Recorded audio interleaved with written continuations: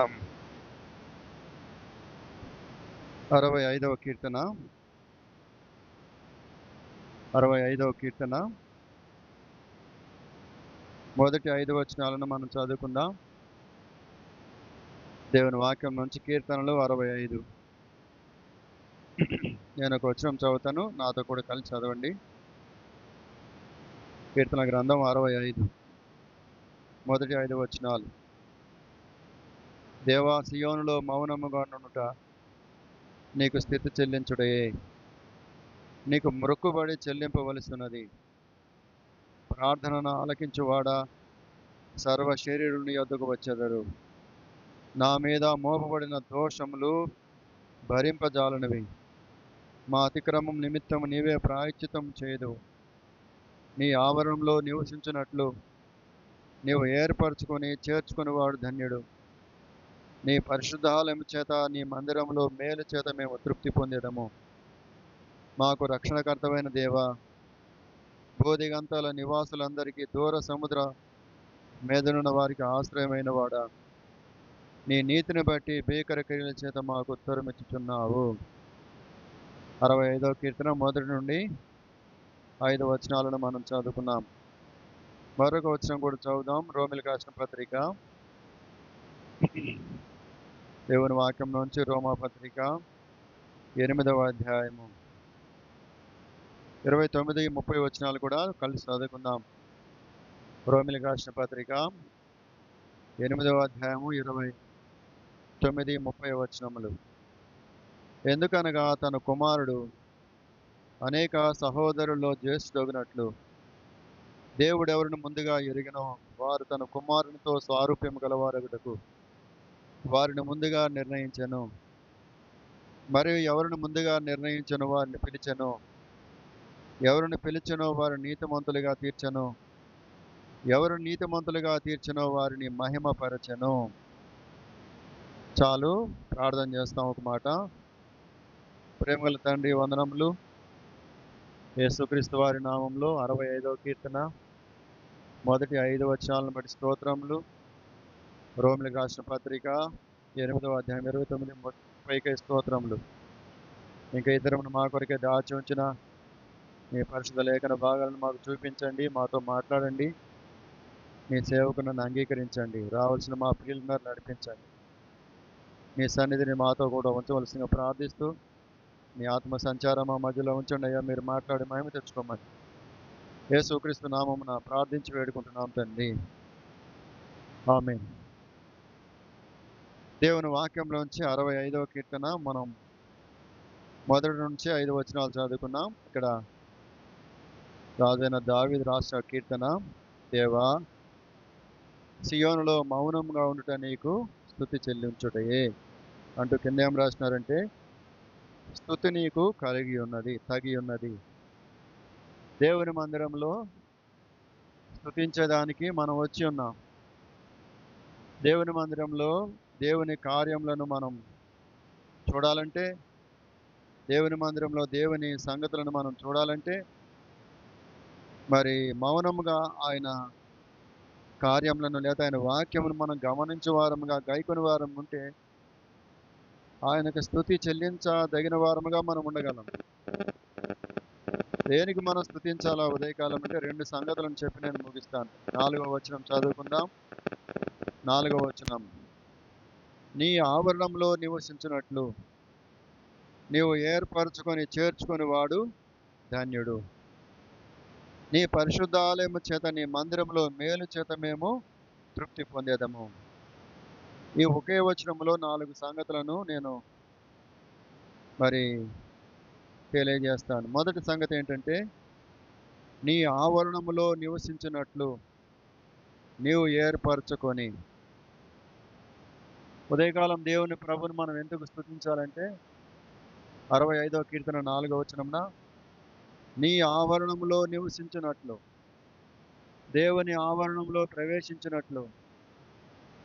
నీ ఆవరణంలో 84వ కీర్తనలో కూడా కోరహు కుమారులు ఒక మాట అన్నారు, నీ ఆవరణంలో ఒక దినము గడుపుట 1000 దినముల కంటే కూడా శ్రేష్టము అంటారు. దేవుని ఆవరణంలో ప్రవేశించుట, దేవుని ఆవరణంలో నివసించుట, దేవుని ఆవరణంలోనికి మనము రాగలుగుట, ఇది దేవుని యొక్క ఉద్దేశం, దేవుని యొక్క సంకల్పం. కనుక నీవు ఏర్పరచుకొని వారు ఎవరైతే ఈ స్థలంలోకి అడుగు పెడతారో వారిని, అంటే దేవుడు ఏర్పరచుకున్నవారు, అందరూ రాలేరు దేవుని మందిరంలోనికి. ఈ వేనవంకలో, ఈ కరీంనగర్లో కొన్ని లక్షల వేల మంది ఉన్నారు, కానీ కొందరు మాత్రమే దేవుని మందిరంలోనికి ప్రవేశించగలిగిన వారు ఉంటున్నారు. కొందరు మాత్రమే దేవుని ఆరాధించడానికి చేరి వచ్చిన వారు ఉంటున్నారు. కారణం ఏంటంటే ఆయన ఎవరినైతే ఏర్పరచుకుంటాడో, ఎవరినైతే ఆయన ఎరిగినాడో వారు మాత్రమే ఉదయకాలంలో దేవుని సన్నిధిలోనికి వచ్చి ఆయనను ఆరాధించగలిగిన వారు ఉంటారు. ఏర్పరచుకొనుట మొదట, ఏర్పరచుకొనుట. రెండవదిగా చేర్చుకొనుట. ఇదే 4వ వచనం 2వ భాగంలో చేర్చుకొనుట. ఏర్పరచుకోవటము, చేర్చుకొనుట. చేర్చుకునేటువంటి వాడు తన ప్రజలను తన రెక్కల నీడకు చేర్చుకునేవాడు. మొదట ఏర్పరచుకునేవాడు, రెండవదిగా చేర్చుకునేవాడు. తన చెంతకు, తన యొద్దకు చేర్చుకునేవాడు. మూడవదిగా నీ పరిశుద్ధాలయము చేత, నీ మందిరములో మేలు చేత చేర్చుకోవడమే కాకుండా మేలు చేత, మేలులు చేసేటువంటి దేవుడు ఆయన. మేలు. 4వదిగా నీ పరిశుద్ధాలయము, నీ మందిరములోని మేలు చేత మేము తృప్తి పొందేదము. తృప్తి. మొదట ఏర్పరచుకునేవాడు, రెండవదిగా చేర్చుకునేవాడు, మూడవదిగా మేలు చేసేవాడు, 4వదిగా తృప్తిపరిచేటువంటి దేవుడు, తృప్తినిచ్చేటువంటి దేవుడు. ఈ 4 సంగతులు మనం గైకొనిన వారమై ఉదయకాలం మనం ప్రభుని ఆరాధిస్తాం. ఆయన ఏర్పరచుకునేటువంటి దేవుడు. చదువుకుందాం, చూడండి, కొంచెం ముందుకు వద్దాం. మొదటి సమూయేలు గ్రంథము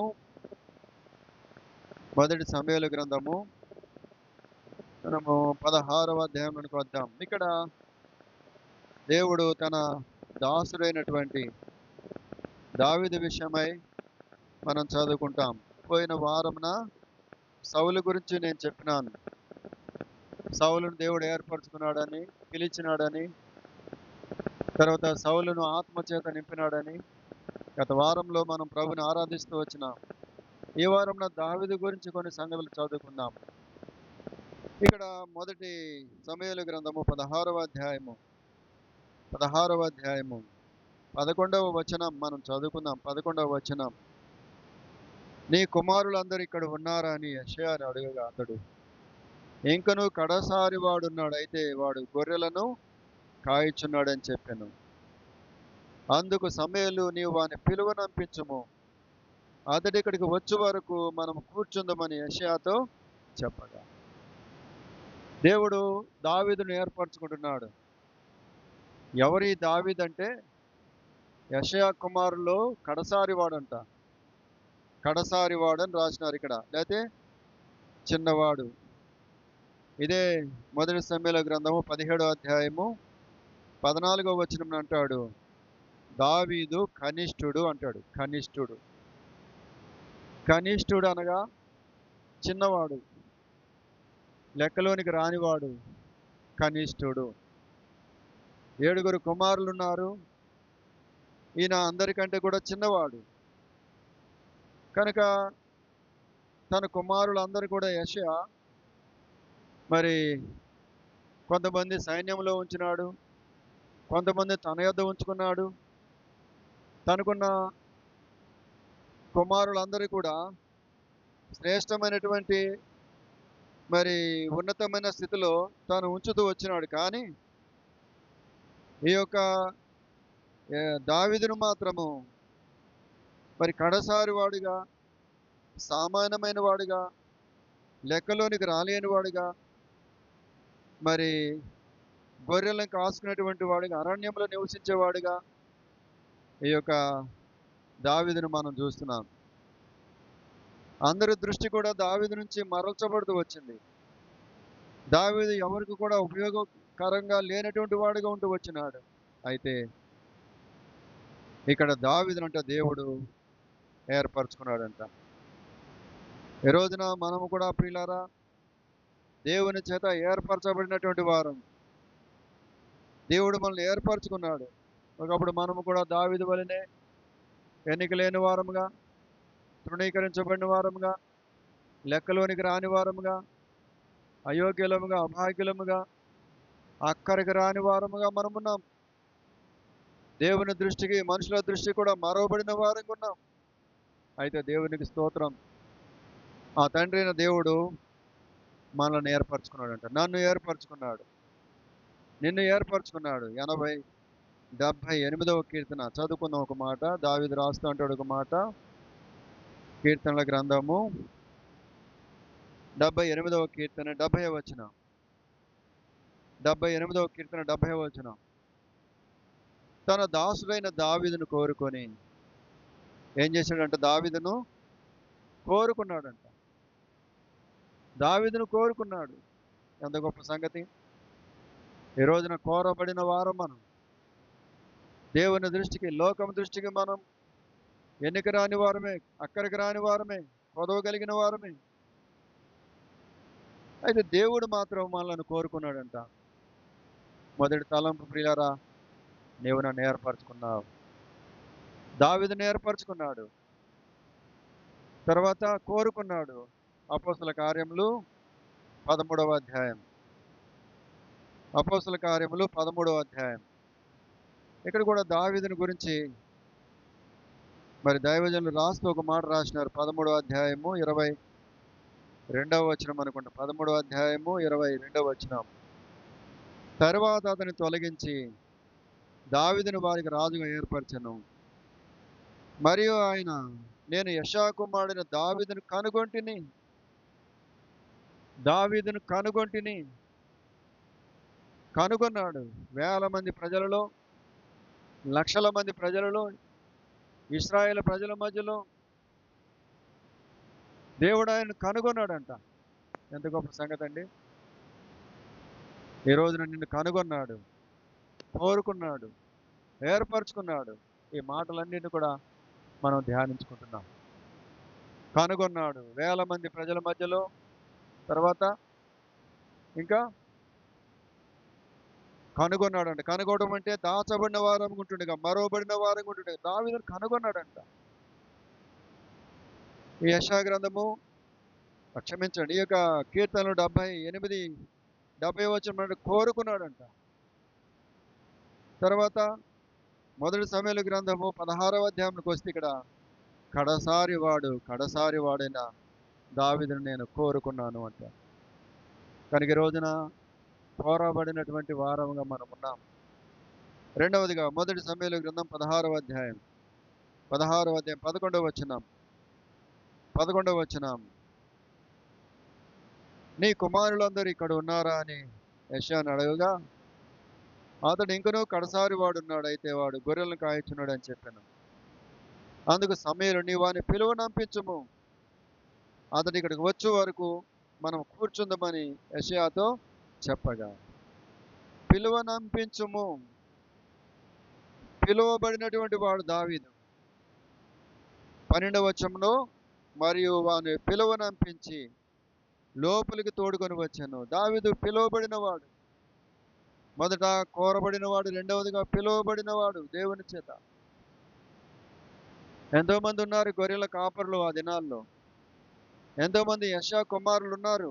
అయినప్పటికీ కూడా దేవుడు దావీదును పిలువనంపినాడు, పిలిచినాడు, తన పేరు పెట్టి పిలిచినాడు.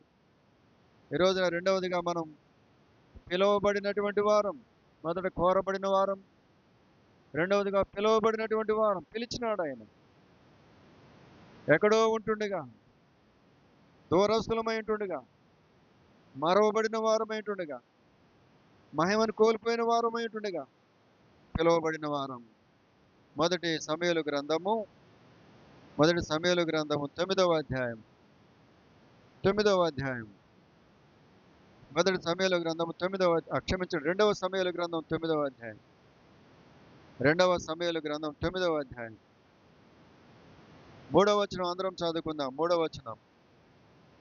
రాజు, యెహోవా నాకు దయ చూపునట్లుగా నేను ఉపకారము చేయుటకును సౌలు కుటుంబంలో ఎవడైనప్పుడు శేషించి ఉన్నాడా అని అతన్ని అడుగుగా, సీబా యోనాతానుకు కుంటి కాళ్ళు గల కుమారుడు ఉన్నాడని రాజుతో మనవి చేశాను. అతడు ఎక్కడ ఉన్నాడని రాజు అడగగా, సీబా చిత్తగించు, అతడు లోదేబారులో అమ్మీయేలు కుమారుడు మాకీరు ఇంటి ఉన్నాడని రాజుతో అనెను. అప్పుడు రాజు అయిన దావీదు మనుషులను పంపి లోదేబారులో ఉన్న అమ్మీయేలు కుమారుడు మాకీరు ఇంటి నుండి అతనిని రప్పించెను. సౌలు కుమారుడిని యోనాతానుకు పుట్టిన మెఫీబోషెతు దావీదు వద్దకు వచ్చి సాగిలపడి నమస్కారం చేయగా, దావీదు మెఫీబోషెతు అని అతని పిలిచినప్పుడు అతడు, చిత్తగించుము, నీ దాసుడునైన నేను ఉన్నానెనను. ఇక్కడ కూడా పిలువబడినటువంటి ఒక వ్యక్తిని మనం చూస్తున్నాం. ఆ దినాల్లో దావీదు రాజుగా ఉన్నాడు.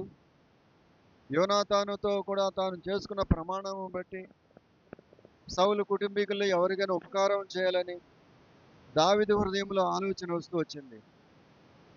కనుక ఉపకారము చూపించాలనే ఆశతో తన దగ్గర ఉన్న సైన్యాధిపతులను పిలిపించి అంటున్నాడు, సౌలు కుటుంబీకుల్లో నేను ఉపకారం చేయుటకు సౌలు సంతానంలో ఎవరైనా మిగిలిన వారు ఉన్నారా, బ్రతికి ఉన్నారా అని దావీదు అక్కడ ఉన్నటువంటి సీబాను అడగగా, సీబా అనే వ్యక్తి అంటున్నాడు, ఒకడున్నాడయ్యా. ఎవడు వాడు?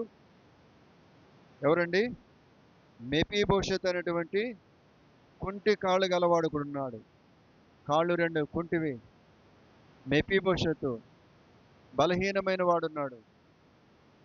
చాలా మరవబడిన వాడుగా ఉన్నాడు. దూర ప్రాంతాల్లో ఉంటున్నాడు.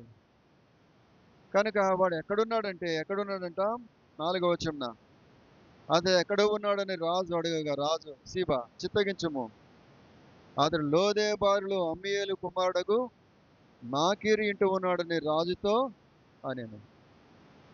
కనుక లోదేబారు అనేటువంటి సందర్భాన్ని దేని చూపిస్తూ ఉంటుందంటే, లోదేబారు అనగా ఊరికి చివర ఉన్నటువంటి ప్రాంతం. అది మనుషులు సంచారం లేని ప్రాంతం. ఆ ప్రాంతంలో నివసిస్తున్న మనుషులు ఎవరు కూడా మరి బలవంతులైన వారు ఎవరు ఉండరు. బలహీనులైన ప్రజలు నివసించే ప్రాంతం అది. మాకీరు అనేటువంటి వ్యక్తి ఇంట మరి తాను నివసిస్తున్నాడు. ఎందుకంటే దావీదు రాజుగా చేయబడిన తర్వాత సౌలు కుటుంబీకులైనటువంటి వారందరినీ కూడా చాలా మంది చనిపోతూ వచ్చినారు. ఒకే ఒకడు ఈ మెఫీబోషెతు. ఇతడు కూడా భయపడి ఆ మరవబడిన ప్రాంతాల్లోనికి వెళ్ళి ప్రాణ భయం చేత దాగిన వాడిగా ఉంటున్నాడు. అయితే ఈ రోజున దావీదు, నేను ఉపకారం చేయాలా, ఎవరైనా ఉన్నారని వెతికితే ఒకే ఒకడు కుంటివాడైనటువంటి ఈ మెఫీబోషెతు ఉన్నాడు. వాడు కుంటివాడు కదా, అక్కడికి రానివాడు కదా, బలహీనమైన వాడు కదా, ఎన్నిక లేనివాడు కదా అనుకోలేదు దావీదు బుద్ధి ఉపకారపు బుద్ధి కనుక కుంటివాడైనా, గుడ్డివాడైనా, అంగహీనుడైనా చేసిన ప్రమాణాన్ని బట్టి యోనాతానుతో తాను ఉపకారం చూపాలనే ఉద్దేశంతో ఆ మాకీరు ఇంట ఉన్నటువంటి లోదేబారులో ఉన్న మెఫీబోషెతు యొద్దకు దూతలను పంపి ఆ బలహీనమైన మనుషుడును పిలుస్తూ వచ్చినాడు. చూడండి, ఇక్కడ ఏం చదువుకుందాం. మరి 6వ వచనమున 2వ సమూయేలు గ్రంథము 9వ అధ్యాయం 6వ వచనం. సౌలు కుమారుడిని యోనాతానుకు పుట్టిన మెఫీబోషెతు దావీదు నొద్దకు వచ్చి సాగిలపడి నమస్కారం చేయగా, దావీదు మెఫీబోషెతు అని అతన్ని పిలిచినప్పుడు అతడు, చిత్తము, నీ దాసుడునైన నేను ఉన్నానెనను. అందుకు దావీదు, నీవు భయపడవద్దు, నీ తండ్రి అయిన యోనాతాను నిమిత్తము నిజముగా నేను నీకు ఉపకారం చూపి నీ పితరుడైన సౌలు భూమి అంతయు నీకు మరలా ఇప్పింతును, మరియు నీవు సదాకాలం నా బల్ల యొద్దనే భోజనం చేయదువని సెలవీయగా. కనుక పిలువబడిన వాడు మెఫీబోషెతు. రాజు సన్నిధికి పిలువబడినటువంటి వాడు. కుంటివాడు కానీ, గుడ్డివాడు కానీ, మోగవాడు కానీ, అంగహీనుడు కానీ రాజు సన్నిధిలో ప్రవేశించడానికి యోగ్యులు కాదు. అయినప్పటికీ కూడా యోనాతాను చేసినటువంటి ఆ యొక్క వాగ్దానమును బట్టి, లేవ్యాకాండం 21వ అధ్యాయం. లేవ్యాకాండం 21వ అధ్యాయం 17వ వచనం, 18వ వచనం, 19వ వచనం కలిసి చదువుకుందాం. లేవ్యాకాండము 21వ అధ్యాయము 17, 18, 19 అందరం చదువుకుందాం. నీవు అహరోనుతో ఇట్లనము, నీ సంతానం వారిలో ఒకటి కళంకమేమైనను కలిగిన ఎడల అతడు తన దేవునికి ఆహారం అర్పించుటకు సమీపింపకూడదు. ఏలయనగా ఎవని యందు కళంకముండునో వాడు గుడ్డివాడే గాని, కుంటివాడే గాని, ముక్కిడివాడే గాని, విపరీతమైన అవయములు గలవాడే గాని, కాలైనను చెయ్యను విరిగిన వాడే గాని, గూనివాడే గాని, గుజ్జువాడే గాని, కంటిలో పువ్వు గలవాడేమో గాని, గజ్జి గలవాడేమి, చిగురు గలవాడే గాని, వృషము నలిపిన వాడే గాని సమీపింపకూడదు. చాలు. దేవుని సన్నిధిలో సమీపింపకూడదు. రాజు సన్నిధిలోకి సమీపించకూడదు. కుంటివాడు గాని, గుడ్డివాడు గాని, అంగహీనుడు గాని, ఏదైనా లోపం కలిగిన వాడు రాజు సన్నిధిలో సమీపింపకూడదని ఒక ఆజ్ఞ ఉన్నది. కానీ ఈ రోజున ఈ కుంటివాడైనటువంటి మెఫీబోషెతు రాజు సన్నిధికి పిలువబడుతూ వచ్చినాడు. అతడు అనర్హుడు, అతడు యోగ్యుడు కాదు. అయినప్పటికీ కూడా యోనాతానుతో దావీదు చేస్తున్న ప్రమాణాన్ని బట్టి దావీదు యోనాతానుని రాజు సన్నిధికి పిలుస్తూ వచ్చినాడు. తనకున్నటువంటి ఆ లోదెబారులో ఉన్నటువంటి వస్త్రాలను, లోదెబారులో ఉన్నటువంటి ఆ యొక్క అజ్ఞానమును, లోదెబారులో ఉన్నటువంటి భయాన్ని, లోదెబారులో తాను కలిగినటువంటి దరిద్రతను అంతటిని విడిచిపెట్టి రాజు సన్నిధికి రాబడుతూ వచ్చినాడు. రాజు సన్నిధికి రావడం ద్వారా 9వ వచనమున, లేకపోతే 9వ వచనం కాదు 7వ వచనమున, అందుకు దావీదు, నీవు భయపడవద్దు, నీ తండ్రి అయిన యోనాతాను నిమిత్తము నిజముగా నేను నీకు ఉపకారం చూపి. రాజు నోట్లోంచి వస్తున్న మాట ఏంటంటే, నువ్వు భయపడవద్దు, భయంతో వచ్చినావు నా ఎదుడికి, కనుక నువ్వు భయపడవద్దు, నిజముగా నేను నీకు ఉపకారం చూపుతా. ఏంటా ఉపకారం అంటే, పోగొట్టుకున్న దాన్ని తిరిగి నీకు సమకూరుస్తా అంటాడు.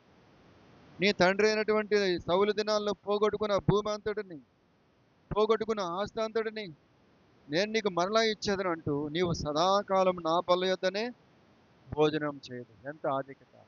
ఒక కుంటివాడైనటువంటి వ్యక్తి, ఒక అనర్హుడైనటువంటి వ్యక్తి, ఒక అజ్ఞాని అయినటువంటి వ్యక్తి, ఒక శత్రువు అయినటువంటి వ్యక్తి, ఒక మరవబడినటువంటి వ్యక్తి ప్రభు లేదా దావీదు ఆయనను జ్ఞాపకం చేసుకుని ఆయన సన్నిధికి పిలుచుకోవడమే కాకుండా తనకున్నటువంటి అనర్హత అంతటిని కూడా కొట్టివేసి అర్హుడిగా చేసి రాజు సన్నిధిలో నిలవబెట్టి పోగొట్టుకున్న సమస్త ఆస్తిపాస్తులు తనకి ఇవ్వడమే కాకుండా రాజు ఎదుట కూర్చుని రాజు పరివారంలో ఒకటిగా, ఇంకేమంటాడు కొంచెం ముందుకు వచ్చిన తర్వాత 9వ అధ్యాయము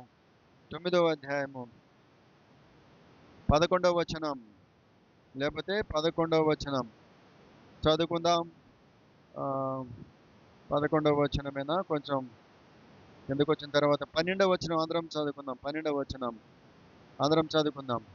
మెఫీబోషెతునకు ఒక చిన్న కుమారుడు ఉండెను, వాని పేరు మీకా. మరియు సీబా ఇంటిలో కాపురం ఉన్న వారందరూ మెఫీబోషెతునకు దాసులయ్యుండిరి. ఇంకా 13 కూడా చదువుకుందాం. మెఫీబోషెతు యెరూషలేములో కాపురం ఉండి సదాకాలం రాజు బల్ల యొద్ద భోజనం చేయుచుండెను, అతని కాళ్ళు 2 కుంటివి అంటాడు.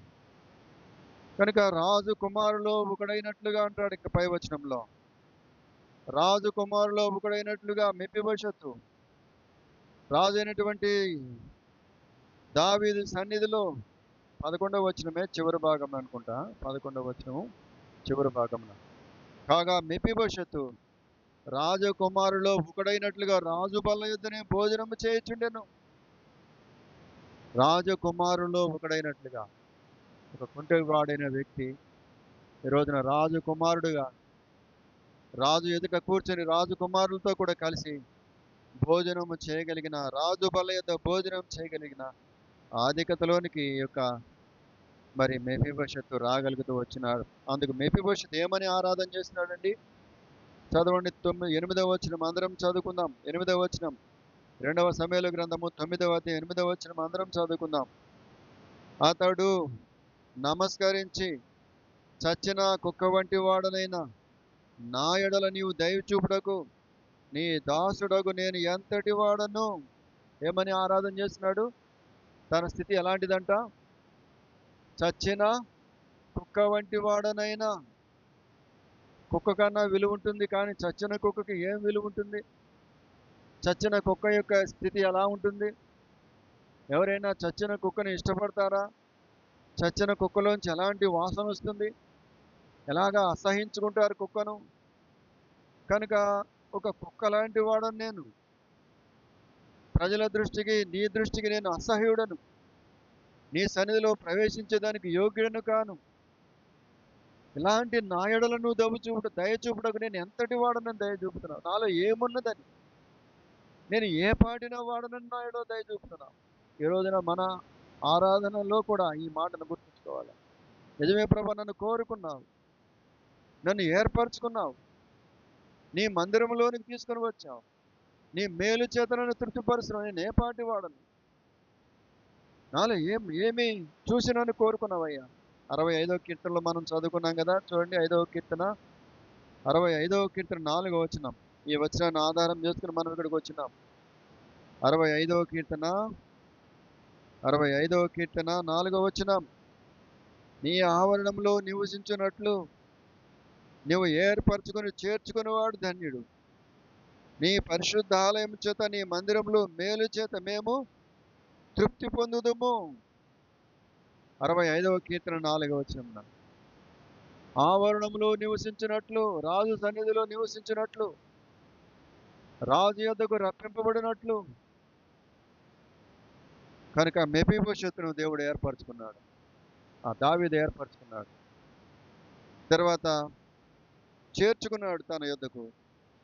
తర్వాత ఆయన మందిరంలో, లేకపోతే ఆయన యొక్క ఎదుట మేలు చేత తన ప్రాణము నింపినాడు. ఇప్పుడు రాజకుమారుడు ఒకడైనట్లుగా ఉండి రాజు ఎదుట భోజనమును లేకపోతే ఆహారము తిని తృప్తి పొందుతున్నాడు. ఈ రోజున మెఫీబోషెతు అంటున్నాడు, చచ్చిన కుక్క వంటి వాడునైనా నా యెడల దయచూపుటకు నేను ఏ పాటి వాడు. నిజమే ప్రియులారా, నా జీవితం కూడా ఉదయకాలంలో ఒకసారి జ్ఞాపకం చేసుకుంటే మనము కూడా ఇలాంటి కోవకు చెందిన వారమే. మనము కూడా ఇలాంటి చచ్చిన కుక్క కంటే కూడా హీనమైనటువంటి దుర్వాసనతో నింపబడిన వారమే, దుర్గంధంతో నింపబడిన వారమే, దేవునికి దూరస్తులమే ప్రియులారా. అయితే ప్రభు మనల్ని కూడా ఏర్పరచుకున్నాడంట. పేతురు రాసిన మొదటి పత్రిక ఒక వచనం చదువుకుని మనం ఆరాధనలోనికి వెళదాం. పేతురు రాసిన మొదటి పత్రిక 2వ అధ్యాయం 9వ వచనం అందరం కలిసి చదువుకుందాం. 9, 10 అందరం కలిసి చదువుకుందాం. 9వ అధ్యాయం 9వ వచనం, 10వ వచనం. అయితే మీరు చీకటిలో నుండి ఆశ్చర్యకరమైన తన వెలుగులోనికి మిమ్మల్ని పిలిచిన వాని గుణాతిశయంలో ప్రచురం చేయ నిమిత్తము ఏర్పరచబడిన వంశమును, రాజులని యాజక సమూహమును, పరిశుద్ధ జనమును, దేవుని సొత్తైన ప్రజలనై ఉన్నారు. ఒకప్పుడు ప్రజగా ఉండక ఇప్పుడు దేవుని ప్రజ అయితరి. ఒకప్పుడు కనికరింపబడక ఇప్పుడు కనికరింపబడిన వారైతరి. ఇక్కడ అంటాడు, అయితే మీరు చీకటిలో నుండి, ఒకప్పుడు మీరు చీకటి సంబంధులు, చీకటి కార్యాలకు అలవాటు పడిన వారు, చీకటిలో జీవిస్తున్నటువంటి వారు. ఏ రీతిగా మెఫీబోషెతు లోదెబారులో ఉన్నాడు, ఏ రీతిగా మెఫీబోషెతు దూర ప్రాంతంలో ఉన్నాడో, చీకటిలో మరవబడిన వాడుగా ఉన్నాడు. దావీదు అరణ్యంలో గొర్రెలు కాసుకుంటూ ఉన్నాడు. అలాంటి దావీదును కనుగొన్నట్లుగా, మెఫీబోషెతును కనుగొన్నట్లుగా చీకటిలో నివసిస్తున్న నిన్ను నన్ను కూడా ఆయన కనుగొన్నాడు. ఆత్మ సంబంధమైన గుడ్డివారముగా, దేవుని వాక్యపు వెలుగులోనికి రాలేని వారంగా, చీకటిలో జీవిస్తున్నటువంటి వారం, చీకటి ప్రజలంగా మనం ఉన్నాం. ఎఫెసీయులకు రాసిన పత్రికలో కూడా ఒక మాట ఉపయోగించినట్టు అపోస్తలుడైన పౌలు, పూర్వం మీరు చీకటి అయి ఉన్నారు అంటాడు. కనుక ఒకప్పుడు చీకటి. 5వ అధ్యాయము 8వ వచనం. 5వ అధ్యాయం 8వ వచనం చదవండి ఎవరైనా. ఎఫెసీయులకు రాసిన పత్రిక 5వ అధ్యాయం 8వ వచనం. మీరు పూర్వమందు చీకటి అయ్యుంటిరి. పూర్వమందు చీకటి అయ్యుంటిరి. ఏంటి చీకటి అని కొన్ని లక్షణాలు ఇక్కడ రాస్తూ వచ్చినాడు. చీకటి సంబంధమైనటువంటి సంగతులను ఇక్కడ రాస్తూ వచ్చినాడు. ఏంటంటే పై వచనంలో రాసినాడు, 5వ వచనము, 6వ వచనం లేదా 4వ వచనం రాసినాడు. కానీ మనకు 5, 6 చదువుకుందాం. 5, 6 వచనాలు.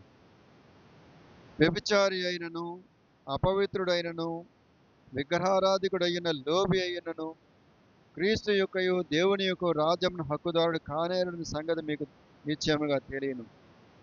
వ్యర్థమైన మాటల వలన ఎవడును మిమ్మల్ని మోసపరచనీయకుడి. ఇట్టి క్రియల వలన దేవుని ఉగ్రత అవిధేయులైన వారి మీదకి వచ్చును గనుక మీరు అట్టివారితో పాలివారయుండుకుడి. మీరు పూర్వమందు చీకటయ్యుండిరి, ఇప్పుడైతే ప్రభునందు వెలుగై ఉన్నారు. ఒకప్పుడు చీకటి అయి ఉన్నవారు.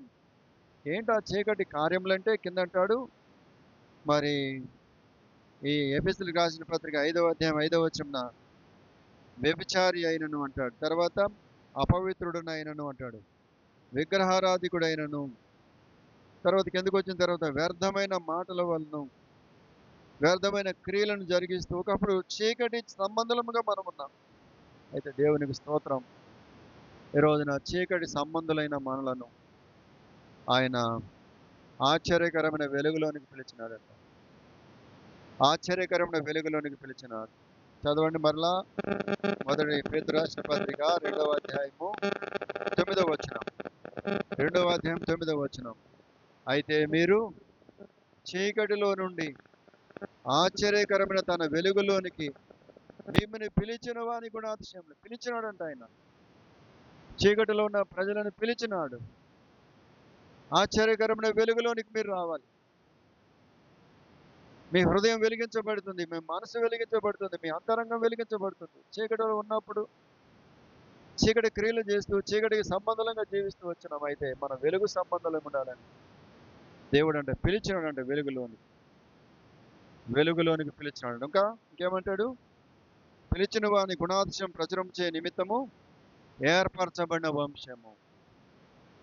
ఏర్పరచినాడు. మొదటి పేతురు రాసిన పత్రిక 2వ అధ్యాయం 9-10 వచనాలు. ఏర్పరచబడిన వంశము. మొదట పిలిచినాడు, రెండవదిగా ఏర్పరచుకున్నాడు. ఎవరిని ఏర్పరచుకున్నాడు? దావీదు ఎవరిని ఏర్పరచుకున్నాడండి? మెఫీబోషెతును. ఎవరు మెఫీబోషెతు? సౌలు కుమారుడు అయినటువంటి యోనాతాను కుమారుడు. లోదెబారులో ఉన్నాడు, అమ్మేలు ఇంట ఉన్నాడు, మరవబడిన వాడిగా ఉన్నాడు. అయితే ఇలాంటి మెఫీబోషెతును దావీదు పిలిచినాడు, ఏర్పరచుకున్నాడు, తన సన్నిధిలో నివసించే అవకాశం ఇచ్చినాడు, పోగొట్టుకున్న సమస్తం తనకు అనుగ్రహించాడు, రాజు బలయద భోజనం చేసి ఆధిక్యతనిచ్చినాడు. ఈ రోజున నిన్ను నన్ను కూడా ఆయన పిలిచినాడు చీకట్లో ఉండగా. రెండవదిగా ఏర్పరచుకున్నాడు. మూడవదిగా ఏమంటాడు, రాజులైన యాజక సమూహంలోని రాజులుగా చేసినాడు. ఒక రాజుగా చేసినాడు మనల్ని. రాజు కిరీటము లేదు కదన్నా, మనమేం రాజులం అంటే, అవును, ఈ రోజుల్లో నీ కిరీటం ఇక్కడికి తెలియకపోవచ్చు. ఒకరోజు మనం కిరీటదారులమై ఉంటాం, మహామహిమలో నివసిస్తాం, మకుటదారులమై ఉంటాం. ఆ దైవజనుడు ఒక పాట రాసినాడు. ఏం పాట అది? మహిమరాజు సన్నిధి మకుటదారులై. తర్వాత హల్లెలూయా పాట పాడేదము, హల్లెలూయా పాట పాడేదము, పాడేదము పాడేదము హల్లెలూయా పాట. ఒక రోజున దేవుని సన్నిధిలో మగుటదారులమై, కిరీటదారులమై, ఆ మహిమగలిగిన రాజు సింహాసనం మీదకంట ఆయన్ను ఆర్భాటముతో ఆర్భాటించేవారముగా, ఆరాధనతో ఆయన మహిమపరిచేవారం ఉంటాం. కనుక ఈ రోజున రాజుగా నిన్ను చేస్తూ వచ్చినాడు, రాజులని యాజక సమూహంగా చేస్తూ వచ్చినాడు. మొదట ఆయన చీకటిలోంచి పిలిచినాడు, రెండవదిగా ఏర్పరచుకున్నాడు, మూడవదిగా రాజులుగా చేసినాడు, నాలుగవదిగా పరిశుద్ధ జనముగా చేసినాడు. పరిశుద్ధ జనం. లోకంలో ఎంతోమంది జనం ఉన్నారు, ఈ పేరు లేదు వారికి. లోకంలో ఎంతోమంది ప్రజలు ఉన్నారు, ఎన్నో వేల జనాంగం ఉన్నది, కానీ ఒక పేరు ఏంటంటే పరిశుద్ధ జనం. ఈ రోజున పరిశుద్ధమైన జనాంగంగా మనం చేసుకున్నాడు. ఇంకొక మాట కూడా చదువుకొని ముగించుకున్నాం. చదువుండి, పరిశుద్ధ జనమును దేవుని సొత్తు అయిన ప్రజలనై ఉన్నాం. దేవుని సొత్తు. ఈ రోజున ఎవరయ్యా మీరంటే దేవుని సొత్తు. ఆయన రక్తమిచ్చి కొనబడిన వారు. ఆయన తన రక్తమిచ్చి కొనుక్కున్నాడు ఆయన మనల్ని. దేవుని సొత్తు పిల్ల. ఈ రోజున దేవుని సొత్తు. ఈ మాటను మనం చదువుకుంటున్నాం. ఆయన రక్తమిచ్చి కొనుక్కున్నాడు, ఆయన సొత్తుగా చేసుకున్నాడు, సొంత వారిగా చేసుకున్నాడు. కనుకనే ఈ ఉదయకాలంన ప్రభుని ఆరాధించవలసిన వారిగా ఉంటున్నాం. 65వ కీర్తన 4వ వచనం ఆధారం చేసుకుని అక్కడ అంటాడు, చదువుకుందాం చూడండి. మరలా చదువుకుని ఈ వచనాలను ఆధారం చేసుకుని మనం ఆరాధనలోనికి వెళ్దాం. చదవండి ఎవరైనా. 65వ కీర్తన 4వ వచనం చదవండి అమ్మా. నీ ఆవరణములో నివసించినట్లు నీవు ఏర్పరచుకొని చేర్చుకొని వాడు ధన్యుడు. నీ పరిశుద్ధ ఆలయము చేత, నీ మందిరములోని మేలు చేత మేము తృప్తి పొందుదుము. మొదట ఏర్పరచుకున్నాడు, చేర్చుకున్నాడు, మేలు చేసినాడు, మందిరంలో తృప్తి చేత మనల్ని నింపుతున్నాడు. ఒకప్పుడు చీకటిలో ఉన్నవారు మనం, ప్రభు ఏర్పరచుకున్నాడు, పిలిచినాడు, ఏర్పరచుకున్నాడు. తర్వాత తర్వాత రాజుని యాజక సమూహంగా చేసినాడు, దేవుని సొత్తైన ప్రజలుగా చేసుకున్నాడు. ఇక్కడ అంటాడు, ఒకప్పుడు కనికరింపబడక ఇప్పుడు కనికరింపబడిన వారైతారు. చూసారా, దినాంతటికి కారణం ఏంటంటే మొదటి పేతురు రాసిన పత్రిక 3వ అధ్యాయం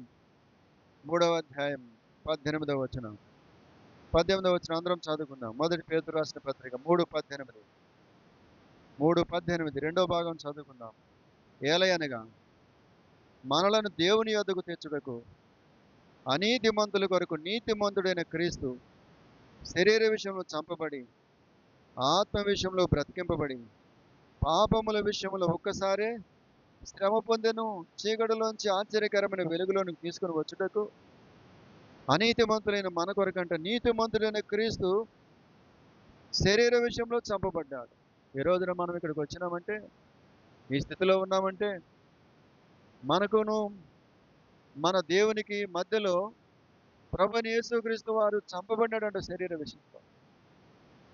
కనుక దేవుని యొద్దకు రాగలుగుటకు, దేవుని యొద్దకు తీర్చుటకు మన కొరకై ప్రభుని యేసుక్రీస్తు వారంట శరీర విషయంలో చంపబడి అనీతిమంతులైన మనలను నీతిమంతుడైన దేవుని యొద్దకు తెచ్చుటకు, చీకటిలో ఉన్న మనలను వెలుగులోనికి తెచ్చుటకు.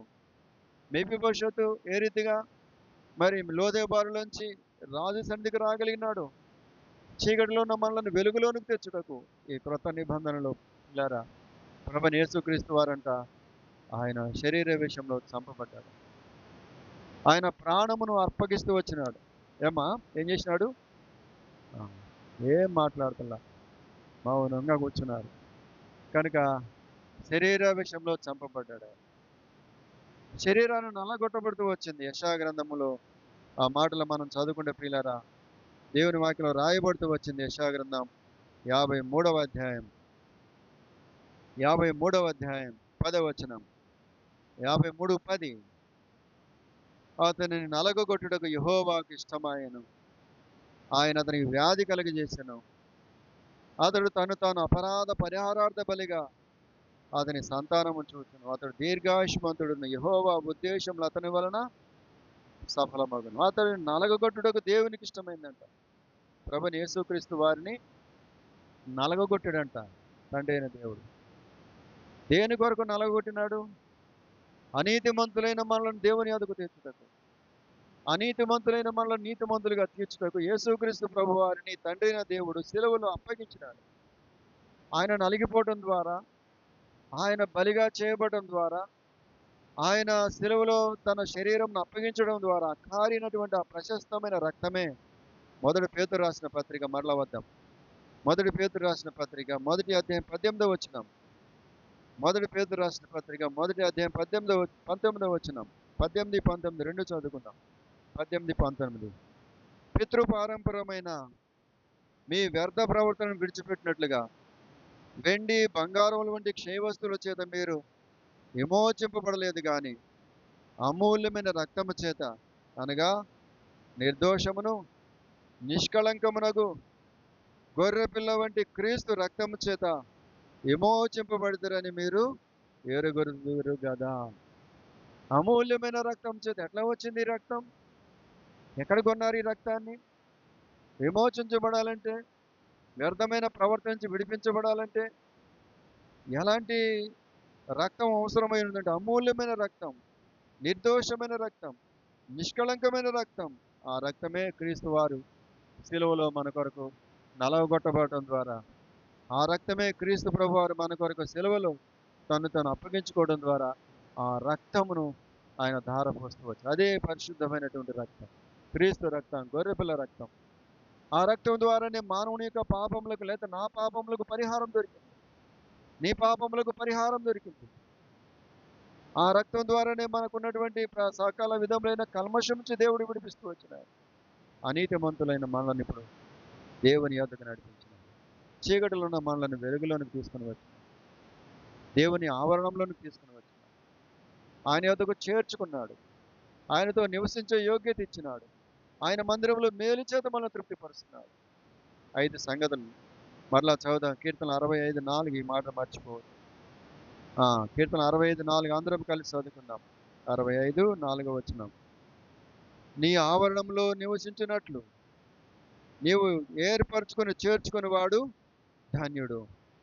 నీ పరిశుద్ధాలయం చేత, నీ మందిరంలోని మేలు చేత మేము తృప్తి పొందేదము. కనుక ఆవరణంలో నివసించినట్లుగా ఆయన ఏర్పరచుకున్నాడంట, ఆయన చేర్చుకున్నాడంట, దేవుని మందిరంలో తీసుకొని వచ్చి మేలు చేత నింపినాడంట. ఈ రోజున తృప్తి పొందిన వారముగా, అనగా మనశ్శాంతి కలిగిన వారముగా, నెమ్మది కలిగిన వారంగా దేవుడు మనం ఇచ్చినాడు. 5వ వచనంలో అంటాడు, 3వ వచనంన 65 వచనంన, నా మీద మోపబడిన దోషములు భరింపజాలనివి, మా అతిక్రమం నిమిత్తం నీవే ప్రాయశ్చిత్తం చేయదువు. ఆయన ప్రాయశ్చిత్తం చేసినాడు. గొర్రెల రక్తము, మేకల రక్తము ద్వారా ప్రాయశ్చిత్తం కలగల. ఆయన తన స్వరక్తం చేత మనకు అపరాధములకు ప్రాయశ్చిత్తం చేసినాడు. కనుక ఆరాధించే ఓ ప్రభువా, ఈ రోజున నేను మెప్పిభవిష్యత్తు లాంటి వాడిని, చచ్చిన కుక్క లాంటి వాడిని, మరవబడినటువంటి వాడు, కుళ్ళినటువంటి మరి శరీరం కలిగిన వాడు, మనసు కలిగిన వాడు, చీకటిలో నివసిస్తున్నటువంటి వాడు, దావీదు వలె ఎక్కడో అరణ్యంలో కడసారి వాడిగా గొర్రెలు కాసుకుంటూ, గొర్రెలు మేపుకుంటూ మరవబడిన వాడిగా ఉన్నాను. అయితే నువ్వు నన్ను కనుగొన్నావు, నన్ను ఏర్పరచుకున్నావు, నన్ను కోరుకున్నావు, నన్ను పిలిచినావు. నన్ను పిలిచినావు, నీ మందిరం, నీ ఆవరణంలో నివసించాలని, నీ ప్రజల మధ్యలో నివసించాలని నన్ను నీవు కోరుకున్నావు, పిలిచినావు. అంతేకాక నన్ను చేర్చుకున్నావు, నన్ను నీ యొద్దకు చేర్చుకున్నావు. ఏ పాటి వాడను నేను? నన్ను చేర్చుకున్నావయ్యా నీ యొద్దకు. అంతేకాకుండా నీ పరిశుద్ధ ఆలయం చేత, మేలు చేత నన్ను నింపున్నావు. అంతేకాకుండా మరి ఆత్మ సంబంధమైన, శరీర సంబంధమైన ప్రతి అవసరత తీరుస్తూ క్రీస్తు యేసులో నన్ను తృప్తిపరిచినావు. కనుక నా కొరకై నీ కుమారుని యేసుక్రీస్తు వారి సెలవులు అర్పిస్తున్నాను.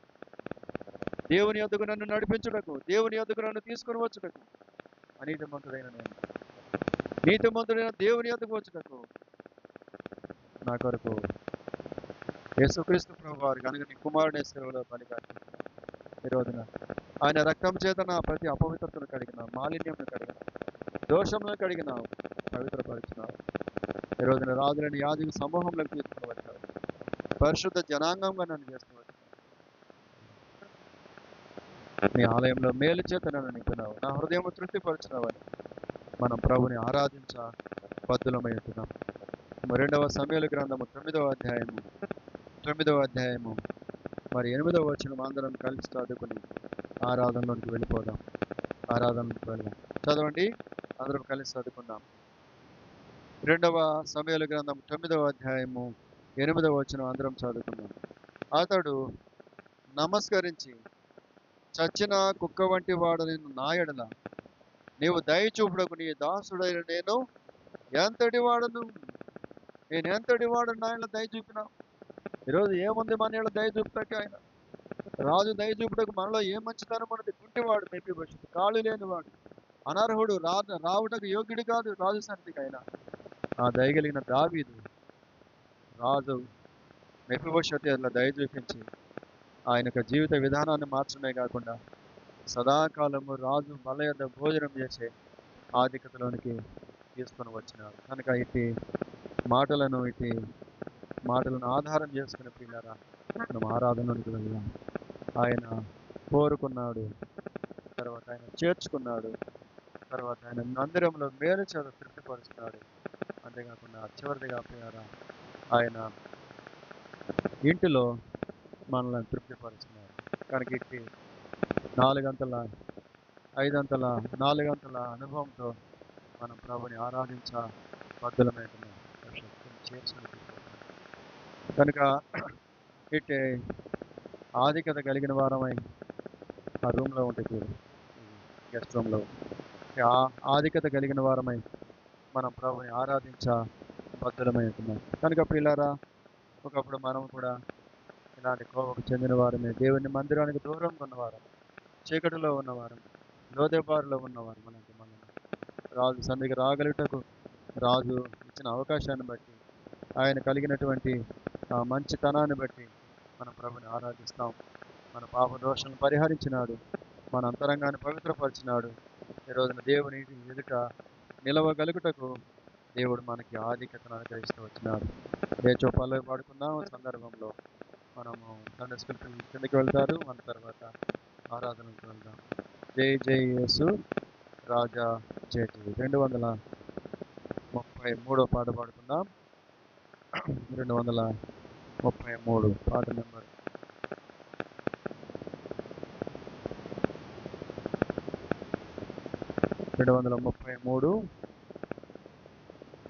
పాడుకుందాం.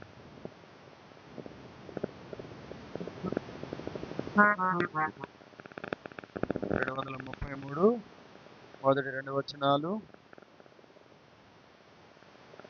తర్వాత 6వ వచనము, చివరి వచనం పాడుకుందాం. 233 పాట. పాత పుస్తకం అయితే 231.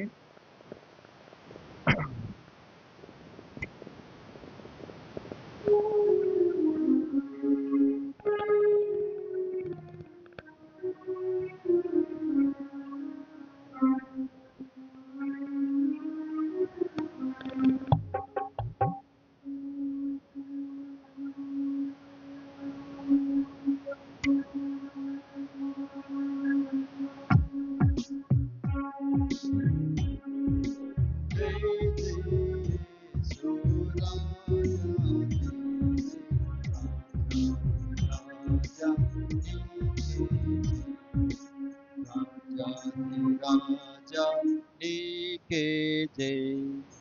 జై జై యేసు రాజా జై జై. రాజాధిరాజా నీకే జై జై.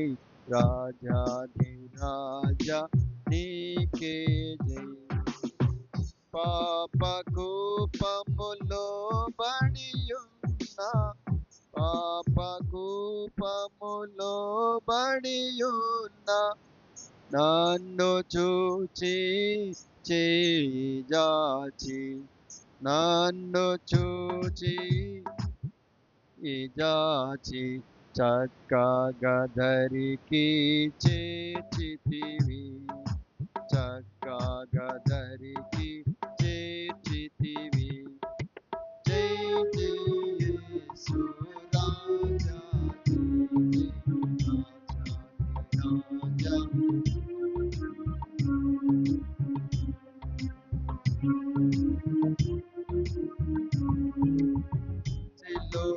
సిలువరాగములో నన్ను కడిగి, సిలువరాగములో నన్ను కడిగి, పాపమంతా పరిహరించి, పాపమంతా పరిహరించి, పావనుడగున ప్రభు యేసు, పావనుడగున ప్రభు యేసు. జై జై యేసు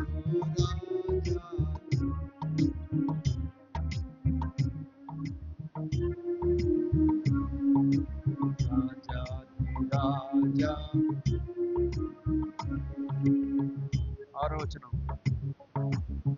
రాజులైన యాజక గుంపులు, రాజులైన యాజక గుంపులు, నన్ను కూడా నీ సతై, నన్ను కూడా నీ సతైన పరిశుద్ధ జనముగా చేర్చితివి,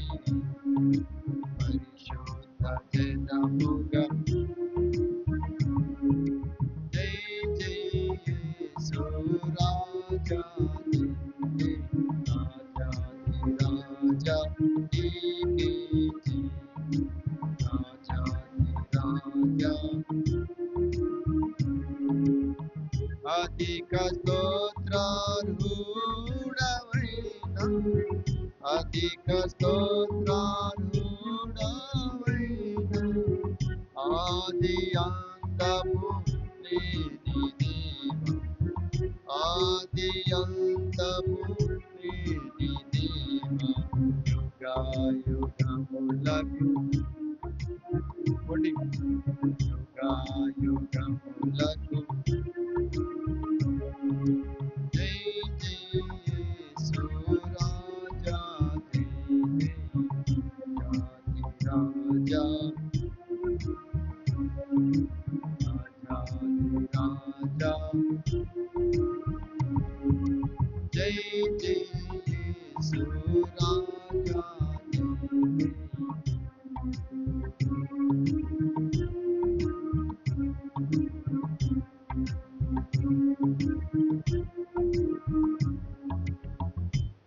చాలు ఆరాధనకు వెళ్దాం.